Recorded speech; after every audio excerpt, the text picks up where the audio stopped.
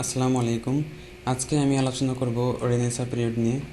Renaissance পিরিয়ডের সময়কাল ছিল 1500 থেকে 1666 সাল পর্যন্ত। রেনেসাঁ একটি ফরাসি শব্দ যার অর্থ rebirth or revival or regeneration. Bangla অর্থ হচ্ছে পুনর্জন্ম বা নবজীবন। রেনেসাঁস ইউরোপের একটি ঐতিহাসিক যুগ যার ব্যক্তিকাল ছিল চতুর্দশ থেকে সপ্তদশ শতাব্দী পর্যন্ত। রেনেসাঁ হলো শিল্প আন্দোলনের নাম, তবে এটি ছিল জ্ঞানার্জনের পুনর্জাগরণ। এ সময় ইউরোপের শিল্প সংস্কৃতি, সাহিত্য ও বিজ্ঞানের বৈপ্লবিক অগ্রগতি সাধিত হয়। ইউরোপের রেনেসাঁ শুরু হয়েছিল চতুর্দশ শতাব্দীতে ইতালির ফ্লোরেন্স শহরে। লিওনার্দো দা ভিঞ্চি এবং মাইকেল অ্যাঞ্জেলোকে রেনেসাঁ ম্যান বলা হয়। রেনেসাঁ যুগের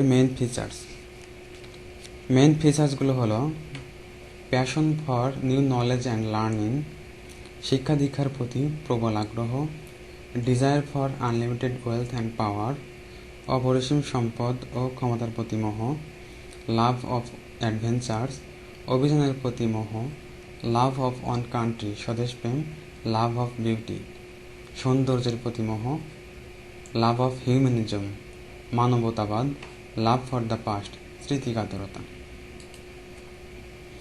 রেনেসাঁ যুগের গুরুত্বপূর্ণ সাহিত্যিকগুলোর মধ্যে স্যার থমাস একজন।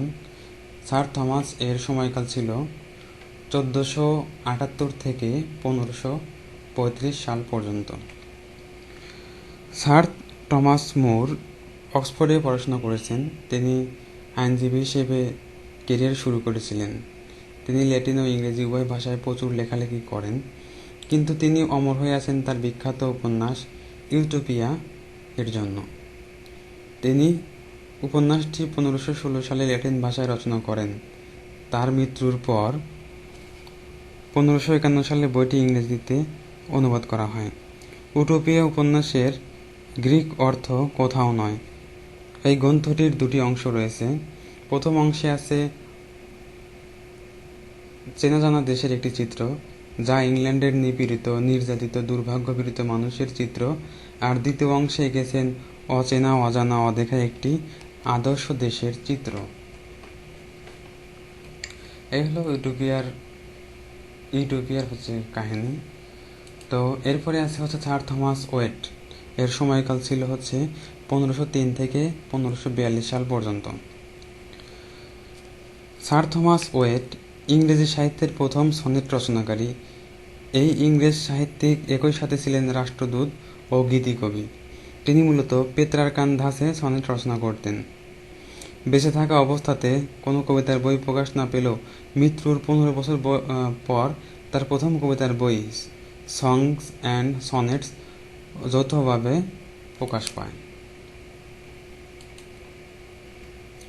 এরপরে আছে নিকোলাস ইউডাল। এর সময়কাল হচ্ছে 1504 থেকে 1556 সাল পর্যন্ত। নিকোলাস উডল প্রথম কমেডি লেখক হিসেবে বিবেচনা করা হয়, অর্থাৎ ফার্স্ট কমেডি রাইটার ছিল হচ্ছে নিকোলাস ইউডাল। নিকোলাস উডলের র্যালফ রয়েস্টার ডয়েস্টার ইংরেজি সাহিত্যের প্রথম কমেডি। এটি রেনেসাঁ যুগের সবচেয়ে হাস্যোদ্দীপক নাটক। নাটকটির কেন্দ্রীয় চরিত্র প্রথম রয়েস্টার ডয়েস্টার ছিলেন একজন কাপুরুষ ও নির্বোধ লোক। সে কুস্টান্স নামক একজন বিধবার প্রেমে পড়েন। রয়েস্টার ডয়েস্টার ব্যর্থ প্রেমের কাহিনী ছিল নাটকটির প্রধান উপজীব্য। এরপরে আছে স্যার থমাস স্যাকভিল। এর সময়কাল ছিল হচ্ছে 1536 থেকে 1608 সাল পর্যন্ত। থমাস স্যাকভিল রচিত গর্ভডাক রেনেসাঁ যুগের প্রথম বিয়োগান্ত নাটক। নাটকটি রচনায় স্যাকভিলকে সহযোগিতা করেন টমাস নর্টন। গর্ভডাক বা ফেরেক্স অ্যান্ড পেরেক্স অপূর্ব ও মিথ্যাকর ছন্দে রচিত একটি নাটক। ব্রিটেনের প্রথম রাজা গর্ভডাক তার দুই ছেলে ফেরেক্স এবং পোরেক্সের মধ্যে রাজ্য ভাগ করে দেন। সম্পূর্ণ রাজ্যটি গ্রাস করার লোভে দুই ভাই এর মধ্যে ঝগড়া শুরু হলো। বড় ভাই যুদ্ধে নিহত হন। পুত্র শোকে অধীর হয়ে মা তার কনিষ্ঠ পুত্রকে হত্যা করলেন। জনসাধারণ ক্ষিপ্ত হয়ে তার মা বাবা দুজনকেই হত্যা করলেন। রাজ্যের কে উত্তরাধিকার হবে এ সিদ্ধান্ত উপনীত হতে না পেরে রাজ্যে গৃহযুদ্ধ শুরু হয়েছিল। গর্ভডাক অর ফেরেক্স অর পোরেক্স এটি একটি নাটক। এরপরে আছে স্যার ডেভিড ল্যান্ডসে। এর সময়কাল ছিল 1490 থেকে 1555 সাল পর্যন্ত। তিনি সুপরিচিত দ্য ড্রিম পোয়েমের জন্য। উইলিয়াম স্টিভেনসন, তিনি সুপরিচিত ছিলেন গামার গার্টনস নিডল, এটি একটি কমেডি। উইলিয়াম স্টিভেনসনের সময়কাল ছিল 1530 থেকে 1573 সাল পর্যন্ত। এরপরে আছে হেনরি হাওয়ার্ড। এর সময়কাল ছিল 1517 থেকে 1547 সাল পর্যন্ত। তার যে প্রধান কর্ম ছিল হচ্ছে দ্য আর্ল অফ সুরে, টোটেলস মিস সেলানি। উইলিয়াম টিন্ডালের সময়কাল ছিল 1494 থেকে 1536 সাল পর্যন্ত। সুপরিচিত হল টিন্ডাল বাইবেল এর জন্য।